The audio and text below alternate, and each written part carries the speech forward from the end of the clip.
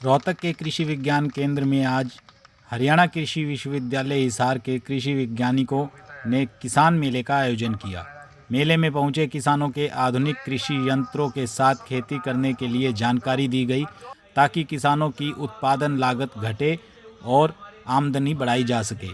साथ ही खेतों में कम से कम रासायनिक खादों का प्रयोग कर ऑर्गेनिक खादों के लिए प्रोत्साहित किया गया। वर्तमान में खतरनाक स्तर पर पहुंचे वायु प्रदूषण से निपटने के लिए किसानों को पराली ना जलाने की सलाह दी गई। पराली के सही उपयोग की जानकारी भी दी गई। मेले में पहुंचे कृषि विश्वविद्यालय के कुलपति डॉक्टर बलदेव राज कंबोज ने मेले में पहुंचे हुए किसानों को और कृषि वैज्ञानिकों को आयोजन के लिए बधाई दी। मेले में पहुंचे किसानों ने कहा कि कृषि वैज्ञानिकों से आधुनिक खेती करने के लिए उन्हें महत्वपूर्ण जानकारी प्राप्त हुई है। किसान मेले में मुख्य अतिथि के रूप में पहुंचे हरियाणा कृषि विश्वविद्यालय हिसार के कुलपति डॉक्टर बलदेव राज कंबोज ने बताया कि क्षेत्र के किसानों को कृषि वैज्ञानिकों द्वारा कृषि के नवीनतम यंत्र प्रयोग करने, ऑर्गेनिक खेती करने और पराली प्रबंधन की जानकारी दी जा रही है। यंत्र वो ले सकता है। सारे फसल अवशेष के ये 9 प्रकार के कृषि यंत्र हैं, जिसमें आपको अनुदान दिया जाता है।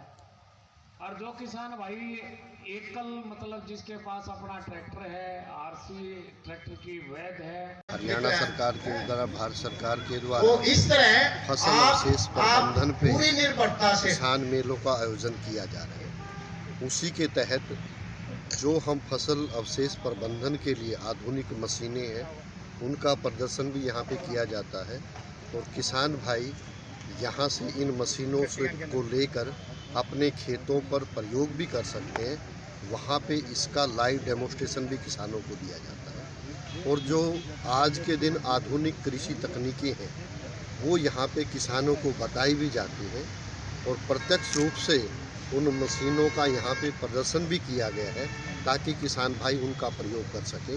और इसका मुख्य कारण यही है कि यदि हम फसल अवशेषों को ज़मीन में प्रयोग करेंगे, उनको रिसाइकल करेंगे, तो उससे ज़मीन की पैदावार भी बढ़ेगी और जो वातावरण प्रदूषित हो रहा है उससे भी बचा सकता है।